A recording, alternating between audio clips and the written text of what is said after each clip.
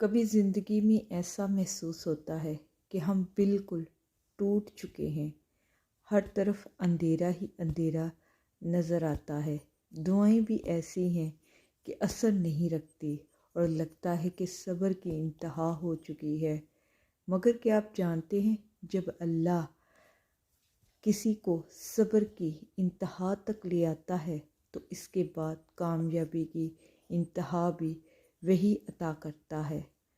قرآن مجید میں اللہ تعالیٰ فرماتے ہیں، بے شک اللہ صبر کرنے والوں کے ساتھ ہے۔ یہ آیت ہمیں سکھاتی ہے کہ مشکلات ہمیشہ کے لیے نہیں ہوتی، ہر آزمائش کے بعد آسانی آتی ہے۔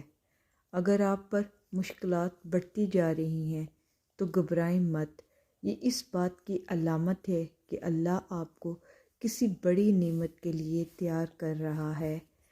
اگر دعائیں قبول نہیں ہو رہی تو یقین رکھیں، اللہ بہتر وقت کا انتظار کر رہا ہے، کیونکہ وہی جانتا ہے کہ آپ کے لیے کیا بہتر ہے۔ اگر لوگ ساتھ چھوڑ رہے ہیں تو پریشان نہ ہوں، یہ اللہ کی رحمت ہے، وہ آپ کو ان لوگوں سے دور کر رہا ہے جو آپ کے حق میں اچھے نہیں ہیں۔ آپ نے کبھی سوچا ہے کہ رات کے بعد ہمیشہ دن کیوں آتا ہے؟ کیونکہ رات ہمیشہ کے لیے نہیں ہوتی۔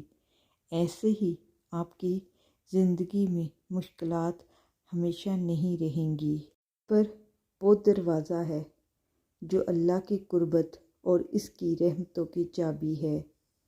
اگر آپ آج مشکل میں ہیں تو یاد رکھیں، اللہ آپ کو کبھی تنہا نہیں چھوڑے گا، انشاءاللہ۔ بالکل خاموشی، کوئی شکوہ نہیں، اللہ پر یقین۔ حالات بدلیں گے، نہ بھی بدلیں، میرے رب کو بہتر پتہ ہے، یقیناً اس میں بہت سی بھلائی ہوں گی۔ صبر کب آتا ہے؟ اللہ سے قربت بڑھانے پر، یقین ہونے پر۔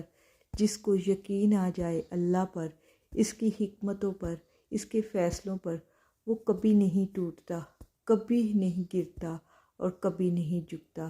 بہت سے لوگ اللہ کو ایک مانتے ہیں اور وہ اللہ پر یقین نہیں رکھتے، وہ اللہ کے فیصلوں کو قبول نہیں کرتے اور مایوس ہو جاتے ہیں، ٹوٹ ہو جاتے ہیں۔ اللہ پر یقین کرنے، فیصلوں کو قبول کرنا سیکھیں اور زندگی کو خوبصورت بنائیں۔ اگر آج کی ویڈیو آپ کو پسند آئی ہے تو ویڈیو کو لائک اور شیئر کیجیے گا اور نیچے ایک اچھا سا کمنٹس لازمی کیجیے گا، اور اپنی زندگی میں اگر کچھ پانا چاہتے ہیں تو صبر کرنا سیکھ جائیں۔ دنیا جہان کی ہر چیز آپ کو ملے گی، صبر سے ہی منزل آسان ہوتی ہے، بے شک۔